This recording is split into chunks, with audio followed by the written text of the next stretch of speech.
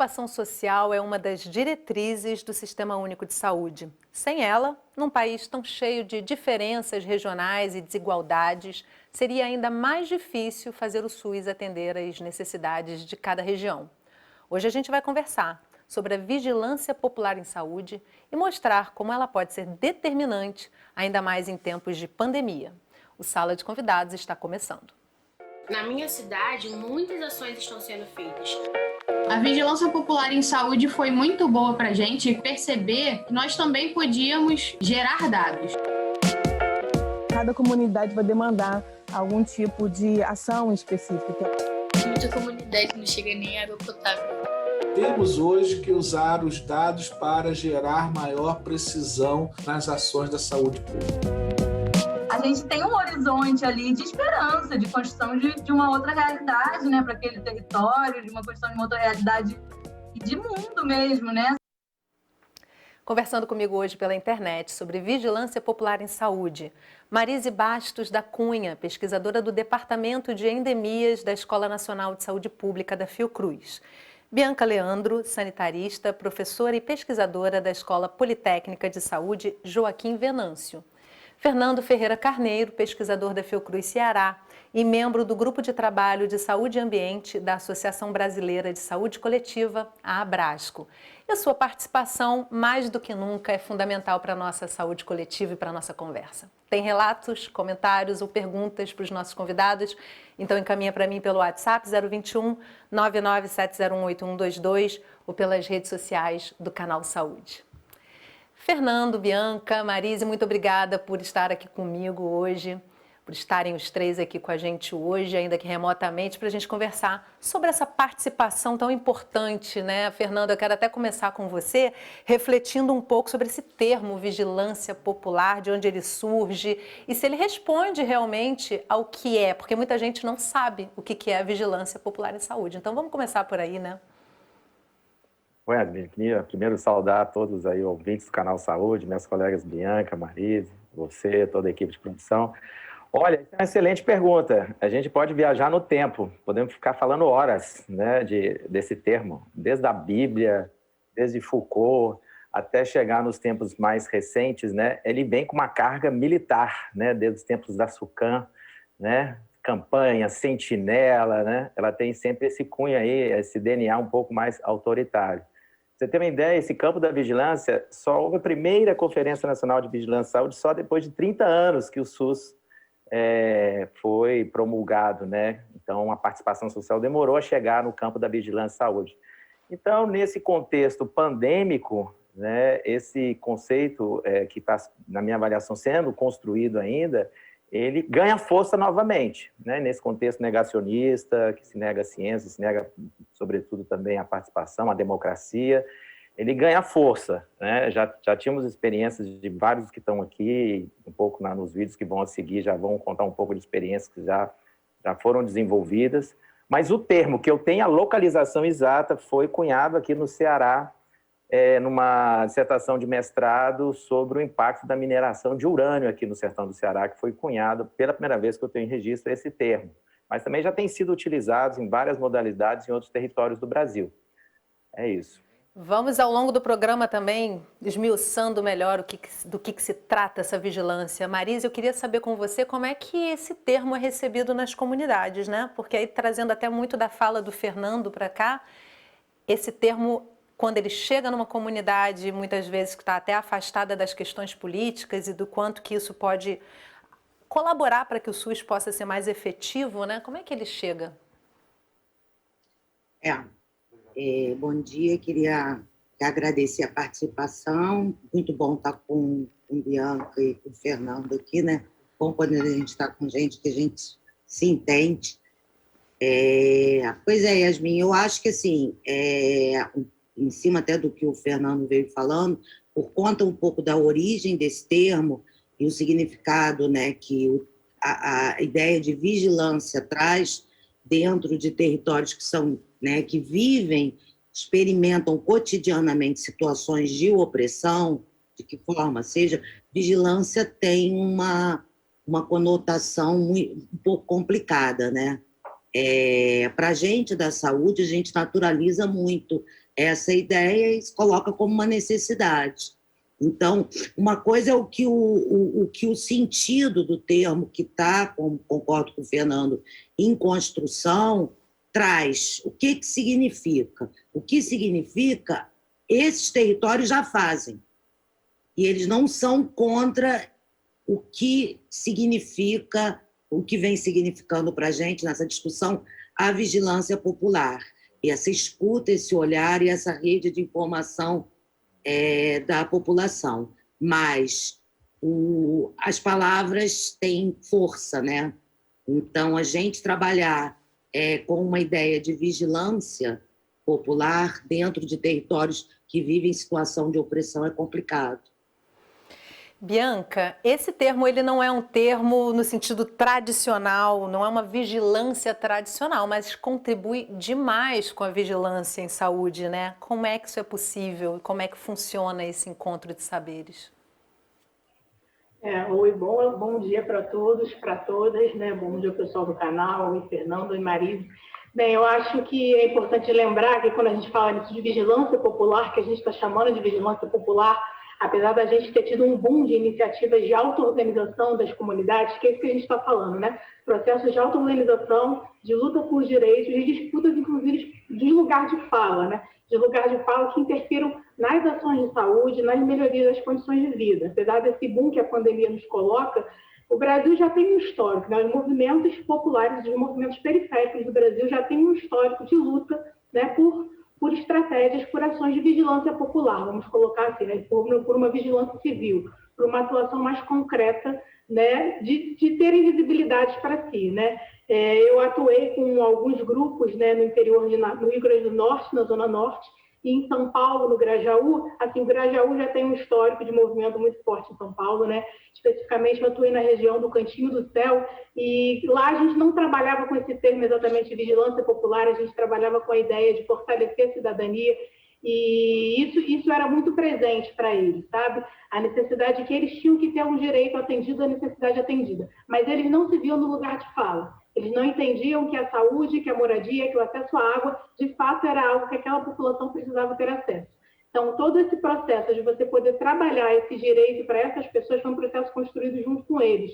E a gente chegou com a nossa caixinha pronta da academia, vamos colocar assim, né? E quando a gente chegou lá, eu fui uma prova viva de tudo que eu tinha preparado, viraram para mim falar, não, Bianca, isso não vai descer, você tem que rever completamente as suas formas de atuação. Porque a gente tem que entender que quando a gente fala da vigilância popular, a gente não está falando que os movimentos eles vão denunciar. É uma coisa maior que a denúncia. Eles vão estar no espaço de produção de informação, de produção de dados, de produção de conhecimento. Que não é que a gente, enquanto instituições ou enquanto outros grupos, não deveria somente respeitar. É algo que é um pouco além do respeito. É como eu pego aquele conhecimento produzido e, de fato, eu trago ele para pensar políticas públicas conjuntas, né? Em um contexto que a gente não pode esquecer, como a Marisa lembrou, que é um contexto de opressão. E que, em muitos cenários, infelizmente, essas populações são destituídas dos direitos. Então, vamos ver uma reportagem. Permite só um complemento. Pode falar, Fernando. Só um complemento. Tem outra palavrinha que gera essa desequilíbrio, que é o controle social, né? Você fala em vigilância e em controle, qualquer sociólogo dá um salto, né? De susto, Sim. né? Quem quer controle social? Quem quer vigilância? Mas são apropriações. O controle social foi apropriado pelos sujeitos, né? Da história que conduzem, né? Esse processo de democratização no SUS. Então, esse que é o pulo do gato. Acho que depois que a gente vê as experiências, eu acho que a gente, como é um conceito de construção, a gente vai poder ver o que é de fato essa vigilância, que é muito mais do que só saber do que está acontecendo, né? É muito mais do que se informar e passa por gerar dados. Então, acho que essas experiências vão nos ajudar nisso. Pois é, vamos então ver uma reportagem que a gente fez justamente para poder esclarecer e também na direção aí do que vocês trouxeram já para começar o programa. Como chegar aos cantos mais remotos do país e obter dados específicos de cada comunidade. Um trabalho de vigilância com o apoio da comunidade. O movimento intenso dos carros, a poluição do ar, a falta de saneamento básico e água tratada.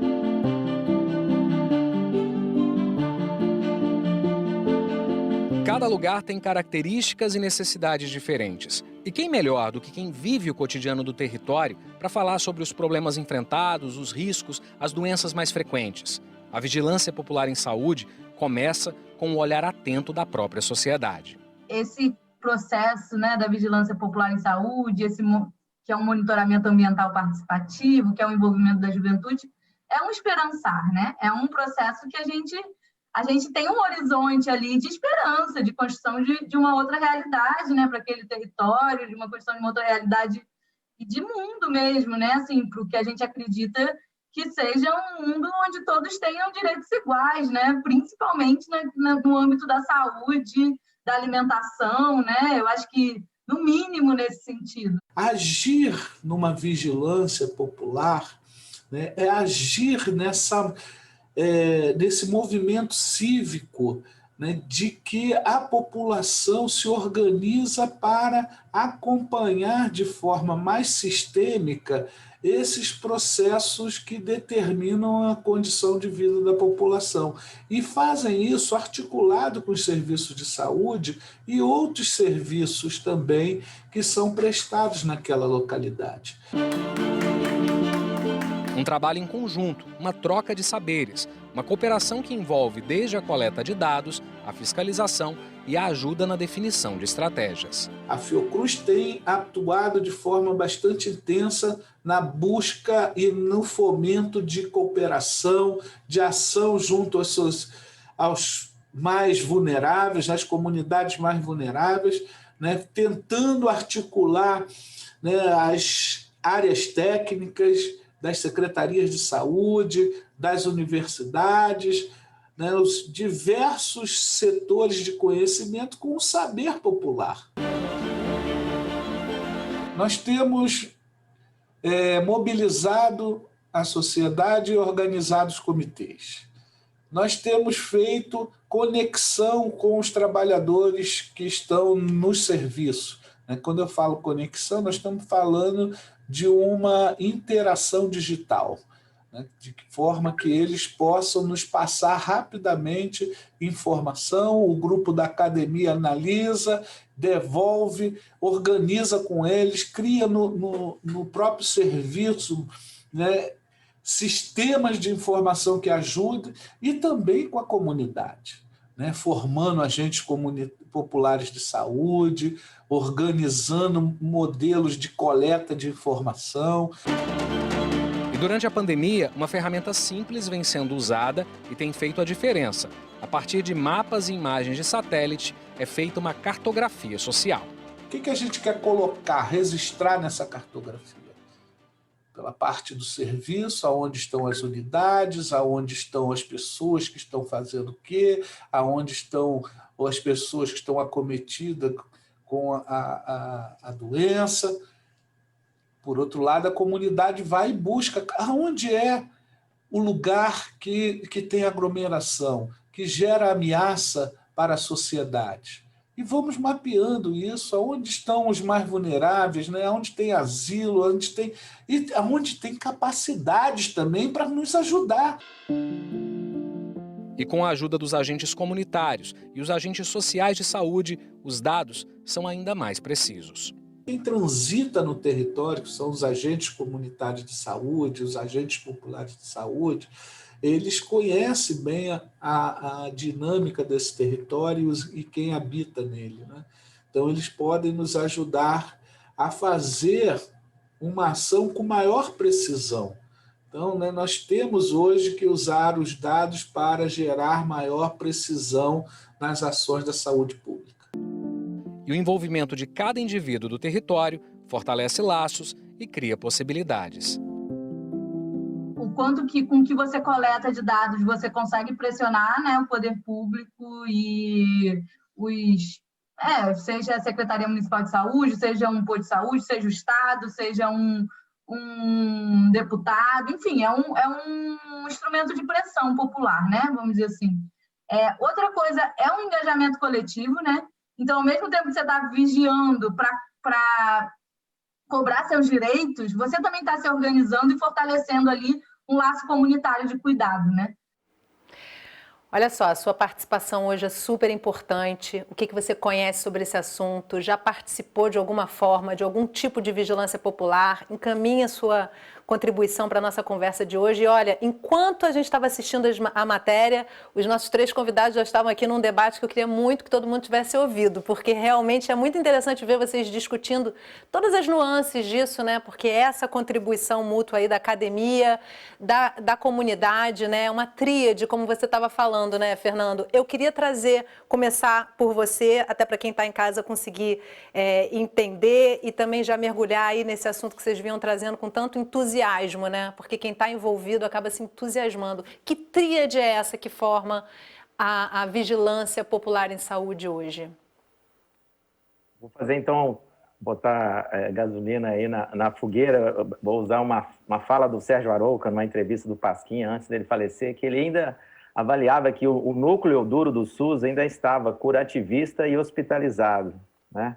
E que era preciso mudar o núcleo duro do SUS, né? Voltar ele para a promoção da saúde, entender o que acontece na vida das pessoas, né?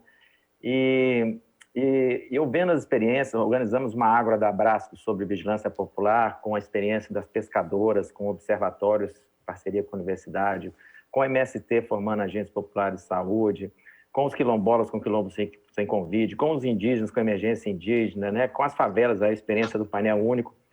Aí o que eu observei dessas experiências e outras tantas que estão acontecendo no Brasil? Existe 3 aspectos que eu acho que são fundamentais. Eu estou falando de um conceito que está trocando pneu com o carro andando. Eu posso, semana que vem, agregar mais, porque nós estamos, é instigante esse processo, né, de ver nascer de baixo para cima, né, um conceito a partir da prática. Primeiro, é ter os movimentos sociais populares querendo fazer, ou seja, povo organizado, isso é fundamental. Mas, em segundo, tem que ter o SUS, né, porque os movimentos sociais não é o papel deles ocupar o papel do Estado, né? Eles têm que, inclusive, pedir para o Estado cumpra que a Constituição se realiza o direito à saúde. E terceiro, a academia, né? O que acontece? Que eu vejo, pelo menos nesses três atores, né? Os movimentos sociais organizando a população, chamando o SUS para conversar. Para o SUS, por exemplo, vamos fazer testagem em massa, mas a PS, funciona, que a PS foi abandonada na pandemia, a PS cuide, agentes, vão para as ruas, tem que capacitar os agentes, quer dizer, e aí entra a universidade, às vezes com softwares, com apoio técnico. Eu estou acompanhando muitos comitês populares aqui, tem um Bom Jardim aqui do Ceará, que é muito interessante, estamos com uma pesquisa na Barra do Ceará, que são das maiores favelas daqui. E o que a gente tem visto?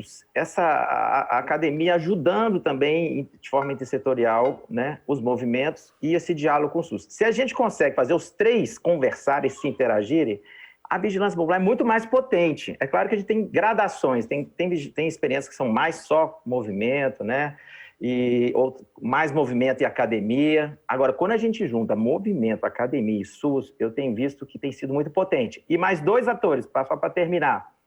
O que eu estou chamando dos meios de comunicação, desde a mídia como essa aqui, da divulgação científica da Fiocruz, passando pela mídia hegemônica, alternativa, e o ativismo digital.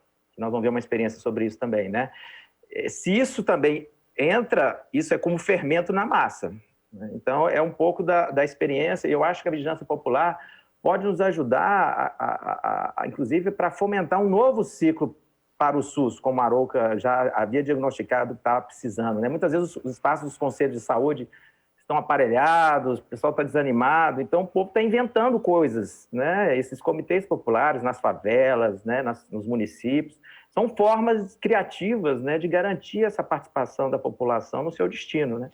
Então, eu queria provocar um pouco, colocando essa elaboração, que eu acho que ganha muita potência uma vigilância que integra movimento, academia, né, e o SUS. E Bianca, também resgatando aí a sua primeira fala, você falava da questão da academia, né? E aí eu queria que você trouxesse um pouco dessa busca pela horizontalidade, ou seja, da academia não chegar no território, para as comunidades com aquele saber absoluto que temos geralmente, né, sob o ponto de vista da ciência, muitas vezes, de vir de baixo para cima, mas ali no território os especialistas são os residentes, né, que moram ali. As pessoas do território, né? Só vou, antes de eu tocar nesse ponto, só vou complementar não, mas que dialogar com um ponto que o Fernando coloca, que são os espaços do controle social, né? Eu acho que dessa dinâmica da vigilância popular, a gente não está falando de um esvaziamento do controle social, na verdade, né? É que o controle social, como ele seguiu no SUS, ele acabou adquirindo uma linguagem, uma forma de trabalho muito institucional, que, de certo modo, brecou a possibilidade de participação mais popular, né?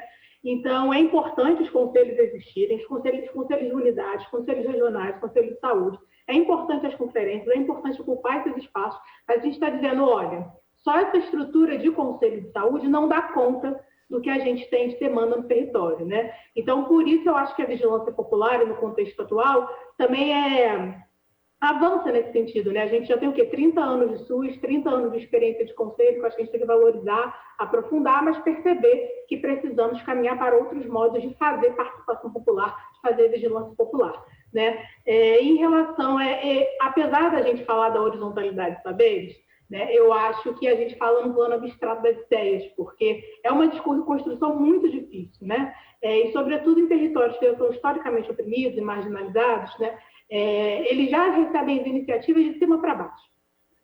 Rio de Janeiro, unidade de polícia pacificadora que chega de cima para baixo. A primeira coisa que chegou na comunidade do Rio de Janeiro, por exemplo, né? Depois que vieram os outros serviços públicos, né?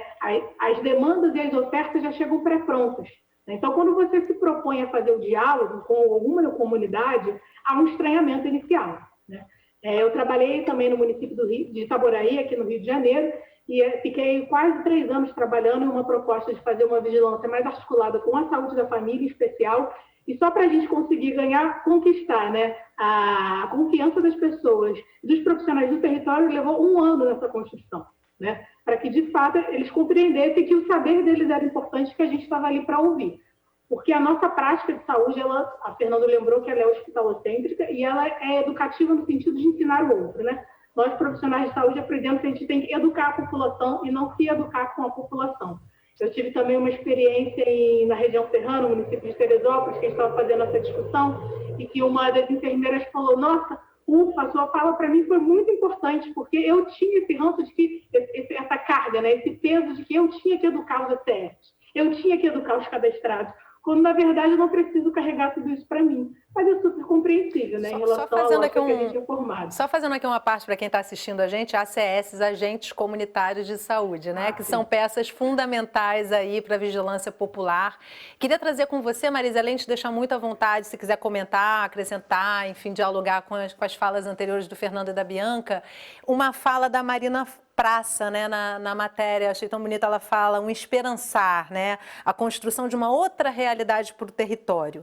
E aí eu queria que você falasse um pouquinho da presença das pessoas no território e o registro de dados, e esse momento que, como a Bianca falou, se não me engano, ou se foi você, em que na pandemia as comunidades mais do que nunca se mostraram organizadas para iniciativas, uma vez que o Estado não chega, né, no momento de emergência realmente. Como é que funciona isso para quem está em casa entender, né? Essa geração de dados com proposição para uma devolutiva de alguma forma desse Estado que sim precisa estar presente, como o Fernando falou, não pode ser substituído na sua essência por elementos da comunidade, né?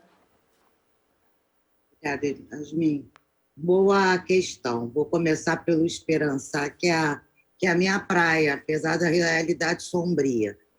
Então, eu acho que exatamente por eu assim, pensar, e dentro da minha trajetória toda de trabalho, eu venho de uma escola, em termos de trabalho e de formação, que eu fui orientando, trabalhei com o Vitor Vala, que foi uma das pessoas que trouxe essa discussão, não com esse nome, eu acho até que hoje ele estaria discutindo essa ideia de usar o vigilância, mais da escuta da população e do respeito ao conhecimento produzido pela população.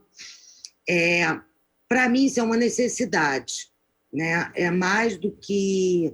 Enfim, a gente precisa desses dados para estar produzindo informação, que vou falar um pouquinho, mas também era o que o próprio Vala colocava, sem esse conhecimento da população, e aí, veja bem, eu não estou falando só de fala, eu estou falando de conhecimento, eu estou falando de experiência e conhecimento. Sem essa experiência e esse conhecimento da população, a gente não produz informação necessária à saúde e respostas às questões de saúde, né?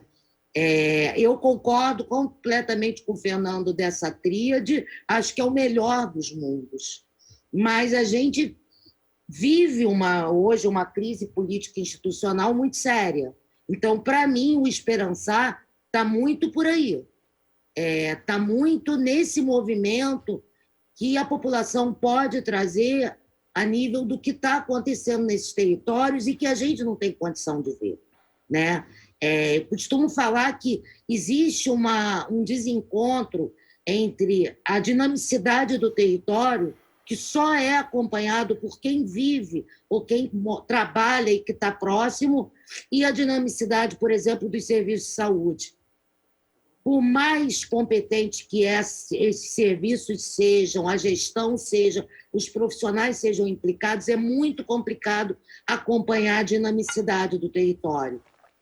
E não é um dado só, é uma questão de você compreender o movimento do território, porque várias questões elas estão articuladas, então você só consegue compreender isso estando lá, estando próximo, escutando, nessa dialogicidade que a Bianca colocou.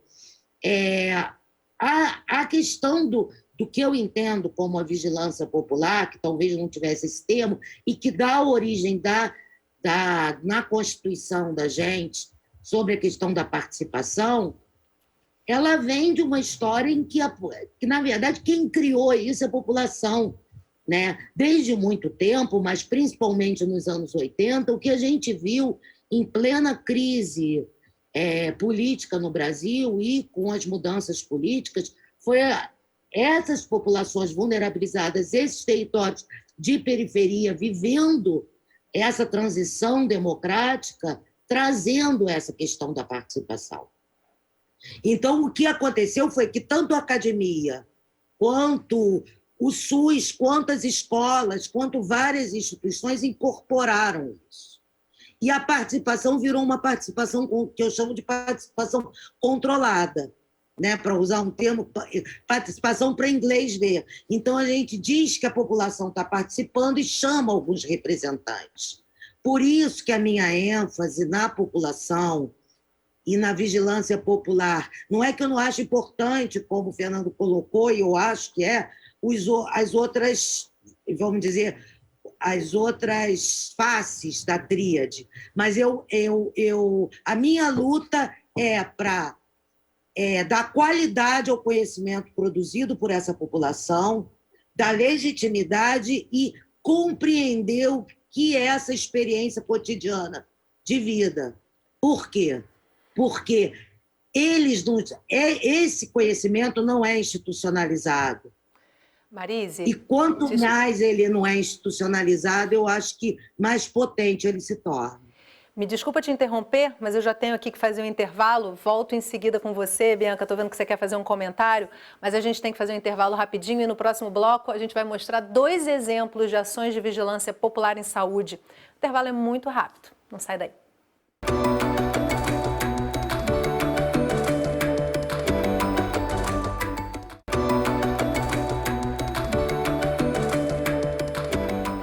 O Sala de Convidados está de volta conversando sobre vigilância popular em saúde. Comigo via internet, Marise Bastos da Cunha, pesquisadora do Departamento de Endemias da Escola Nacional de Saúde Pública da Fiocruz. Bianca Leandro, sanitarista, professora e pesquisadora da Escola Politécnica de Saúde Joaquim Venâncio. E Fernando Ferreira Carneiro, pesquisador da Fiocruz Ceará e membro do Grupo de Trabalho de Saúde e Ambiente da Associação Brasileira de Saúde Coletiva, a Abrasco.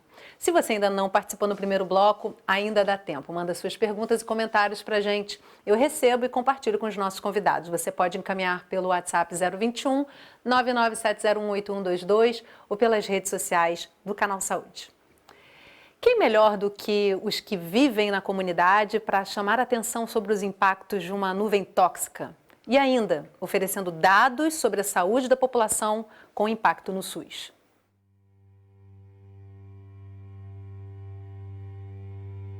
De longe é possível ver a maior siderúrgica da América Latina. A fumaça toma conta do céu de Santa Cruz, o último bairro da cidade do Rio de Janeiro. Uma nuvem cinza que cai na casa de quem vive por aqui. O pó está destruindo a minha vida. O pó está destruindo, não eu, mas a minha vizinha, o meu vizinho, minhas amigas, está destruindo nós aos poucos. Porque antes eu podia viver, era bom para mim viver. Hoje eu acho que aqui não pode se viver. Isso aqui está envenenado. Na verdade, nem os mariscos tem mais aqui. A poluição da TKCC acabou com tudo. Arrasaram com o mangue também. Diz que não iam mexer no mangue, lá acabou de vez o mangue. Para acompanhar essa situação no território, nasceu em 2016, em um projeto de vigilância popular em saúde, o coletivo Marta Trindade. Quem gera os dados de qualidade do ar da região é a própria siderúrgica que polui. Então, a gente fica um pouco vendido, né? Como é que a gente vai fazer? A gente percebe nas nossas casas a chuva de prata, a gente percebe o nosso organismo já um pouco diferente, a respiração um pouco mais pesada. Como é que a gente vai fazer para contrapor isso, né? O relatório constatou que os índices de poluição do ar em Santa Cruz são maiores que os indicados pela OMS. A partir daí, novos caminhos foram traçados, com dados para pressionar o poder público. Uma luta que segue firme com o apoio da comunidade. O trabalho aponta relatos do aumento de doenças respiratórias e dermatológicas entre os moradores. Em tempos de pandemia de Covid-19, a população está ainda mais fragilizada. A equipe segue online em palestras e discussões sobre os problemas socioambientais que atingem o território.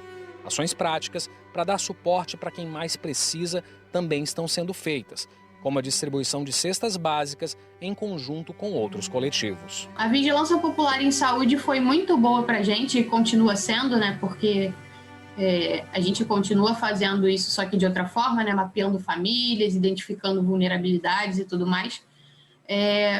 Foi muito boa para a gente perceber que nós também podíamos gerar dados, né? Gerar informação e ter essas informações em mão para lutar de acordo com o que a gente acredita mesmo, embasado cientificamente, né? Com certeza que é muito importante. Então, acho que esse processo serviu para a gente se empoderar, sabe? Mais ainda. Um outro exemplo de vigilância popular em saúde vem da Bem TV, que atua com jovens de Niterói e São Gonçalo. A ONG oferece oficinas de diversas mídias para adolescentes de mais de 10 comunidades. E durante a pandemia, o trabalho passou a ser online. Além das reuniões, o conteúdo é compartilhado através do WhatsApp. Então, eles escolhem, né, a melhor forma de contar determinado conteúdo, a melhor forma de adaptar determinado conteúdo, pode ser parodiando uma orientação, pode ser, de fato, adaptando a linguagem de um texto e transmite essas mensagens em diferentes formatos, seja vídeo, fotografia ou arte, em listas de transmissão. O projeto começou com 500 jovens e hoje conecta 128 mil moradores. E o mais bacana dessa lista é que essa lista é feita pelos jovens com a rede de amigos, né, vizinhos dele. Então são listas orgânicas de uma comunicação popular direta, em que o morador devolve também com dúvidas e a gente consegue fazer, em conjunto com a comunidade, esse trabalho de autoproteção, de verificação das notícias e dessa vigilância, né, social em saúde, que é verdadeira e faz sentido para aquela comunidade, porque dialoga com a necessidade específica dela. É muito louco isso. Eles pedem pra gente lavar a mão, se limpar quando chegar, mas em muita comunidade não chega nem água potável. Na minha cidade, muitas ações estão sendo feitas, seja pelo governo, por pessoas em grupos, instituições, coletivos e organizações. Nesta lista de transmissão, estaremos sempre divulgando. Aguardem! Seja a forma correta de usar a máscara ou através de um vídeo divertido, os jovens comunicadores seguem gerando dados e levando informações sobre a pandemia para os territórios. Nos jovens comunicadores, ao informar as condições da vacina, dos testes para a Covid, né, eles eram naturalmente levados a acompanhar esses processos e a poder criar canais de comunicação para dar feedback. Olha, a comunidade não está sabendo que está fazendo teste aqui ou em tal lugar, como é que a gente faz para fortalecer essa comunicação? Então, acaba que a comunicação se torna esse elo né, entre o serviço público e o cidadão, para que a gente possa construir soluções viáveis, né, e uma política de atendimento melhor. Então, de forma resumida, seria isso, e a gente vai complexificando na medida em que a gente vai entranhando em cada realidade, e aí cada comunidade vai demandar algum tipo de ação específica, que é o que a gente busca colaborar, pensando juntos, né, nessas soluções. E a gente encerra essa reportagem com uma mensagem de esperança que saiu diretamente do WhatsApp dos jovens comunicadores para você.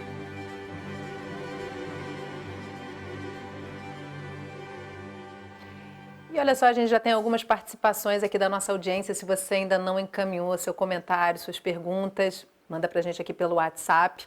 E eu quero trazer para você já uma dessas participações. Bianca, vou trazer para você, até para você fazer também seu comentário que você já tinha mencionado aí durante o intervalo, queria fazer. A Fátima Piveta, da ENSP Fiocruz, mandou para a gente via WhatsApp. Pergunta aos convidados do Sala sobre a possível contradição em ser popular, mas sob um certo domínio narrativo e prático dos especialistas e suas instituições. Como garantir a autonomia das populações na produção de conhecimentos e narrativas sobre suas condições de vida e dar visibilidade a elas e suas visões de mundo, que atravessam suas compreensões da realidade.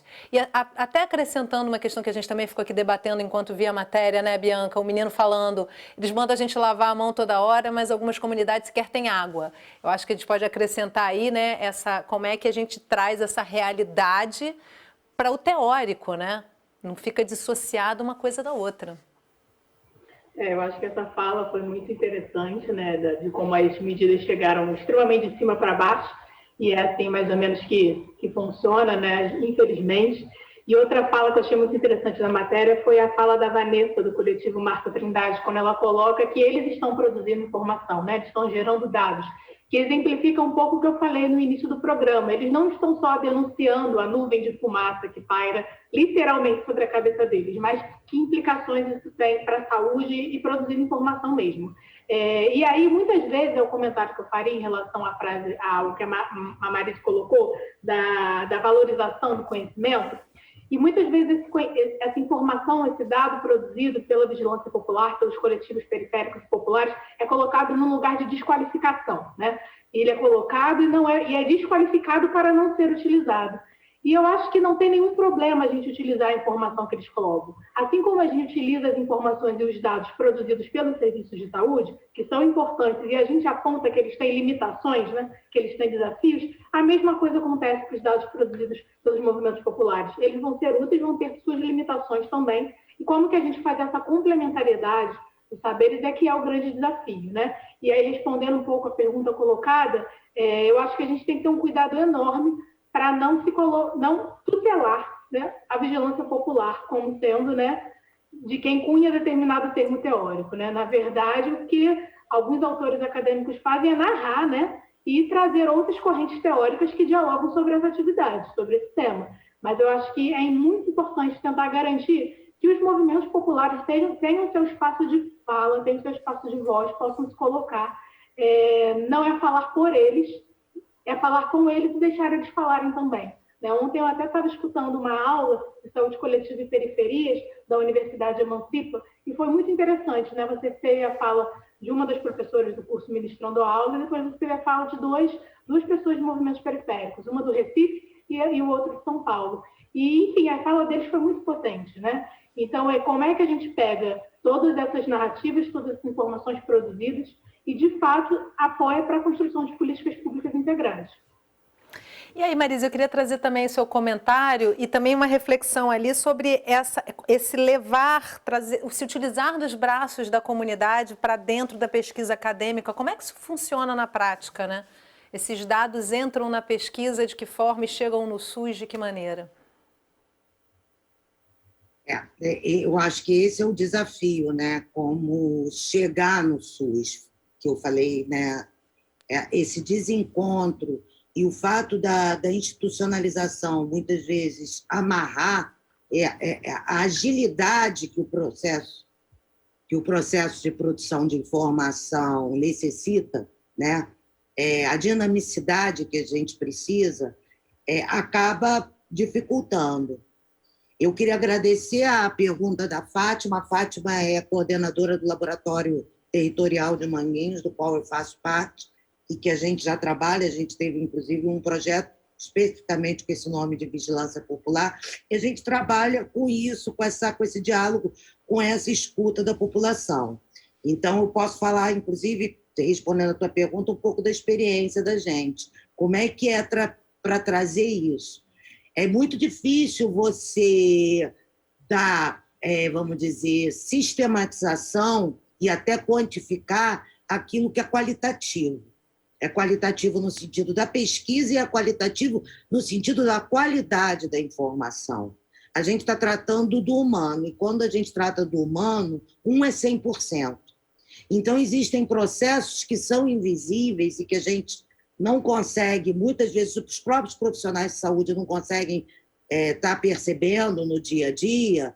Isso acontece principalmente em processos, vamos dizer, em agravos ou processos de determinação que estão ligados a questões de estigma, a violência, a prostituição, que a gente não tem visibilidade. Então, essa escuta qualificada e esse conhecimento que a população traz, e eu repito, não é representação, não é percepção, é conhecimento de quem está experimentando e tem a memória, o dia a dia disso ao longo do tempo, ele é muito fundamental.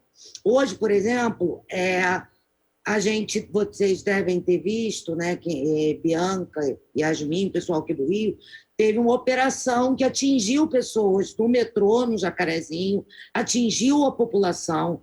Então, em plena pandemia, com a população tendo que trabalhar, com a população tendo que ir vacinar, houve uma operação policial que é proibida pelo tribunal, foi proibida pelo tribunal durante a pandemia, as operações, a não ser em casos, enfim, fora, mas está acontecendo sistematicamente. E quem circulou essa informação rapidamente? Quem desde sempre circula as informações mais qualificadas em termos da violência dentro desses territórios? Acredito que não é só no Rio de Janeiro, a gente sabe que nos movimentos sociais, Fernando deve saber, nos movimentos sociais no campo, indígenas, quem está circulando é essa população. Então, a gente tem que reconhecer a nossa ignorância e o nosso lugar, que a gente tem limite. A gente não olha 360 graus, né, de dentro da academia e nem como profissional, por exemplo, dentro das instituições públicas. Existe um conhecimento ali que é fundamental e que existe uma comunicação digital, uma comunicação comunitária que hoje é digital, mas nem sempre foi. Nos anos 80 não era, e já existia. E, inclusive, tem alguns territórios que não é digital. Em Manguinhos, por exemplo, quando chove e lá não tem sirene, e a maior parte das pessoas, às vezes, não estão ligadas na rede, a comunicação é de porta em porta mesmo. Mas existe a comunicação. Então, a gente tem que reconhecer, não é só a importância incorporar esse conhecimento, mas reconhecer como funciona e quais são os processos de produção que esse conhecimento está implicando, né? Porque, inclusive, para dar visibilidade, né, e contribuir no sentido que a Fátima perguntou, para que as pessoas percebam aquilo que elas sabem, mas que muitas vezes elas não percebem. Como que elas produzem conhecimento que é fundamental para formular política pública hoje em dia. E sem esse conhecimento não tem política pública de qualidade. E muito importante valorizar essa ciência, né, Marise? Muito importante no momento que a ciência é tão atacada, as pessoas entenderem que ciências humanas também é muito importante para que a ciência da saúde, todos os tipos de ciências que são envolvidas na saúde, possam atuar. Fernando, eu queria o seu comentário e também trazendo um pouco da importância aí dos meios, né, de comunicação, como se aplica na Bem TV, né, com alguns projetos da Bem TV e outros que nascem dentro de comunidades e que são apoiados por organizações. Olha, essa pergunta da Fátima é uma pergunta central, né, porque falar de vigilância popular, se eu pudesse resumir para você, para todo mundo aqui, o grande desafio é que a vigilância popular, não é fazer para, não é fazer sobre, é fazer com. Então não é a Fiocruz que faz vigilância popular, não é a Fiocruz que organiza o povo. Ela é uma parceira para fazer com, por exemplo, né? Estou dando um exemplo aqui hipotético, no nosso caso aqui, né, que somos pesquisadores aqui da Fiocruz. E essa experiência do Pax, ela é belíssima, né, desse coletivo Marta Trindade, porque mostra o empoderamento, né? Eu acho que me inspiro aqui no Pedagogia da Autonomia, do Paulo Freire. Temos que beber na fonte dos nossos teóricos, que muitas vezes são mais valorizados fora do Brasil do que aqui dentro. Temos também Orlando Falsborda, né, o colombiano, que junto com Paulo Freire cunhou esses instrumentos, né? Porque as pessoas devem perguntar, mas como que eu faço essa tal da vigilância popular, né? E ela é baseada numa relação sujeito-sujeito, né? Não numa relação sujeito-objeto, como a gente está acostumado na pesquisa, a separar sujeito e objeto de pesquisa. Então, isso eu acho uma coisa muito importante. Então, quando se fala assim, muitas pesquisas, não devolver os dados, as comunidades não querem saber de pesquisador, porque vai lá e volta e nunca devolve, né? Eu acho até o termo devolutiva tem sua potência, já que tem essa prática de não devolver, né? O famoso chupa-cabra. Mas o termo, ele é até um pouco infeliz, porque se você devolve é porque você, tirou, né? Se você faz com, você não está devolvendo, né? Você está fazendo junto. Eu vejo aqui uma inspiração mais recente, né, da década de 80, do processo de redemocratização. Nós temos a metodologia, por exemplo, da pesquisação, né, com livros clássicos, como do Michel Tiolan, do Rio de Janeiro, a pesquisa participante do Carlos Brondão, e mais recentemente, Boaventura de Souza Santos, com a ideia de ecologia de saberes, né? Então, a ecologia de saberes também vai acumulando nesses teóricos críticos, né, e que apostam, né, no poder, né, da emancipação, né, desses sujeitos. E a questão central da ecologia de saberes é o diálogo, conhecimento científico e popular, gerando um saber mais potente, capaz de mudar realidades, né? E quando a gente agrega o SUS, a gente agrega também saber técnico, científico, o saber dos agentes populares, ele é complexo, né? Nós organizamos esse livro aqui, do Saúde do Campo, Floresta e Águas, a gente praticou um pouco isso. Metade dos autores são pesquisadores populares, outra metade são os acadêmicos. E foi revisado cada capítulo por uma dupla de acadêmicos e também um popular. Ou seja, para a gente também entrar na autoria científica, né? É muito importante a gente entrar nessa discussão, né?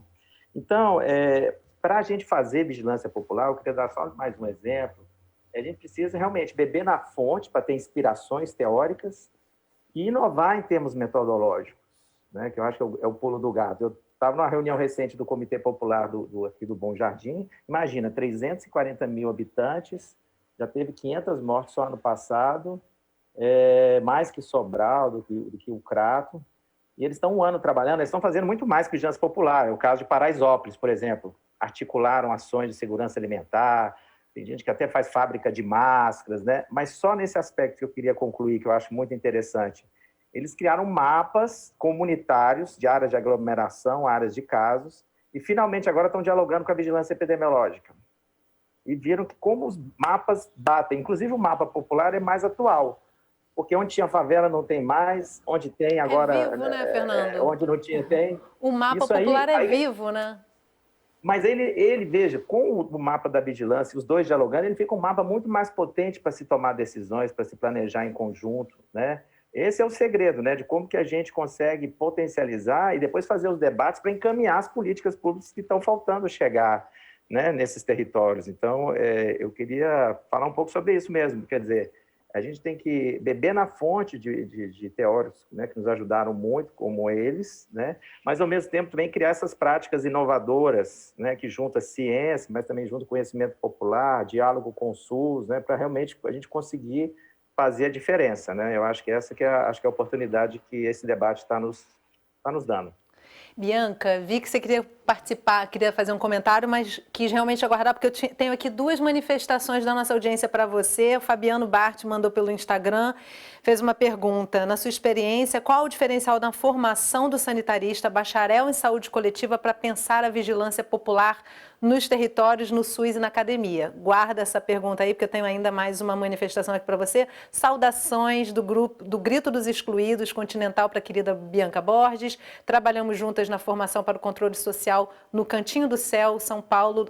Quem manda foi a Luciane Udovic. Então vamos respondendo aí. Queria te convidar também a fazer os comentários que você vinha manifestando a vontade de fazer. Obrigada, primeiras saudações da Luciane. Eu vou começar pela pergunta, né, do bacharel em saúde coletiva. Eu falo que eu sou bacharel em saúde coletiva, né? O Fernando foi professor, acho que também foi coordenador de curso na Universidade de Brasília. Eu falo que a gente é a junção de vários sonhos e desejos de vários sanitaristas, né? Tanto quem era da área da epidemia, da ciências sociais e humanas, planejamento e gestão, a graduação em geral tenta congregar o campo. Então, pela minha experiência, quando a gente vai para o campo tentar implementar ou desenvolver ou pensar uma proposta de vigilância, a gente já vai com uma concepção de que o SUS ele é um sistema amplo, né? A gente não tem... Claro que a gente pensa na hospitalização, né? Entende a lógica da rede hospitalar, mas a ênfase que a graduação dá em pensar a atenção primária à saúde, em pensar a rede de saúde, inclusive em pensar justamente, em discutir, né, o direito da população, os direitos dos usuários, eu acho que isso já mostra que quando a gente chega numa unidade básica ou num nível central do município, a gente já pensa de que ali tem limitações e que a gente tem que tentar fazer mais, né, pensar iniciativas de articulação, principalmente intersetorial. Só que a graduação não dá uma receita de bolo, né, não, longe disso. Então, na verdade, muito do que a gente vivencia é na prática cotidiana do trabalho, falando por mim, né? E tentando, acho que, fazer outros comentários também do que foi colocado, né? Eu vou comentar rapidamente só 3 coisas. Ouvindo a Marisa, eu lembrei de uma fala do Itamar, né? Do Itamar Silva, do Grupo Eco Santa Marta, que ele coloca, né? Parece que tudo que acontece na favela que tem a ver com direito social tem que ser por meio de projeto, né? Projeto tem início, meio e fim. Como se nunca as iniciativas pudessem ser iniciativas instituídas, né? E aí, pegando um pouco do pessoal do Cantinho do Céu, que inclusive está assistindo a gente, mandaram por zap, quando uma parte da população que lá reside percebeu que lá é um espaço de direitos, né? Eles começaram a se articulando a entrar na disputa da luta pelo orçamento da cidade para o planejamento urbano da cidade, né? Porque é isso. Até esses mecanismos de como a cidade é gerenciada, né, que tem orçamento participativo, né, que tem recursos disponíveis, é muito blindado, né, fica tudo muito no mundo do invisível. E aí os movimentos têm muita dificuldade de sair das denúncias, né? E por fim, só para falar um pouco ouvindo o Fernando, eu lembrei da experiência que eu participei do boletim socioepidemiológico nas favelas, que a gente sabia que os indicadores que a gente tem não dão conta, né, de entender como a Covid-19 está se espalhando no território. Mas, enfim, é importante a gente calcular esses indicadores e discutir sobre eles, né? Então, a gente já partiu do princípio de que eles não eram suficientes, eles eram importantes, e levamos eles para a discussão junto com lideranças, né? E outros movimentos e outros grupos, para que eles pudessem criticar. E aí, com base nessa crítica, na nossa escuta, a gente tentou, na medida do possível, qualificar a informação o melhor possível, na tentativa de que ela subsidiasse, né? Tanto a luta dos movimentos, como também as decisões e as ações relacionadas ao controle da Covid, especificamente na cidade do Rio. Marisa, eu tenho um finalzinho só de programa, menos de 1 minuto aqui para encerrar, mas eu queria trazer para você uma última colocação da Gisela Cardoso, pesquisadora da ENSP, chefe do Departamento de Endêmicas Samuel Pessoa. Ela pergunta como os pesquisadores estão fazendo atualmente para ir a campo, estão fazendo esse diálogo com os coletivos por meio digital? Acho super importante a gente trazer essa resposta, né, antes de encerrar o programa. Estou sem seu áudio. Microfone. Antes mesmo da pandemia, a gente já fazia muito essa comunicação digital, né? A gente tem grupos de WhatsApp dentro da pesquisa, a gente sempre fez, né? Tem página no Facebook e tal. Com a pandemia, claro, as reuniões são, maior parte das vezes, remotas. Agora, a gente está, por exemplo, tem previsto algumas atividades já semipresenciais, ou seja, quem puder ir, vai fazer, porque a gente tem parceiros nas localidades. Por exemplo, no Alemão, a gente tem o Instituto Raízes Movimentos. Na Rocinha, a gente tem o jornal Fala Roça, também a TV Tagarela. Em Manguinhos, as mães de Manguinhos. Então, a gente vai, por exemplo, o parceiro organiza, quem puder estar lá, a gente leva a máscara, a gente tem material, então está meio a meio. Eu só gostaria de completar, Yasmin, em cima do que inclusive o Fernando falou, e a Bianca também estava falando dessa relação, da importância, porque quando a gente fala, porque efetivamente quem faz essa vigilância popular, o que a gente está chamando esse processo, maior parte esses grupos que nem sempre são lideranças importantes, que estão no cotidiano desses territórios. Eles têm um papel importantíssimo. E a maior parte, como apareceu no vídeo, a maior parte dessas pessoas, elas fazem esse trabalho por conta delas, vivem em condições extremamente precarizadas, se deslocam nesse trabalho de vigilância em condições precarizadas, sob risco, vivem a dor do outro, que eles estão acompanhando, e eles não recebem. A maior parte deles não trabalham, porque eu estou aqui recebendo salário, enfim, não trabalham, não têm. Então, a importância desse trabalho deles, que já deveriam receber, né? Mas, enfim, que pelo menos eles tenham o conhecimento deles e a autoria deles visibilizada, que eles tenham esse respeito reconhecido, porque frequentemente isso não é reconhecido nem pela academia, nem pelos serviços, nem pelos profissionais. É claro que não são todos. A gente está aqui exatamente discutindo isso, e eu acho que o canal abrir esse espaço foi fundamental. Então, eu queria só finalizar com isso. Excelente finalização, Marisa. Eu acho que nem sempre a gente termina com uma boa notícia, né? É bom deixar todo mundo refletindo sobre a importância de se valorizar esse trabalho para que a gente possa avançar nas políticas, nos territórios, com as suas especificidades. Quero agradecer muitíssimo a presença de cada um de vocês aqui. Com certeza a gente retoma, volta essa conversa num futuro e espero com notícias melhores, né, de valorização desse trabalho. E obrigada a você que acompanhou o programa de hoje. A gente se vê na próxima semana. Até lá!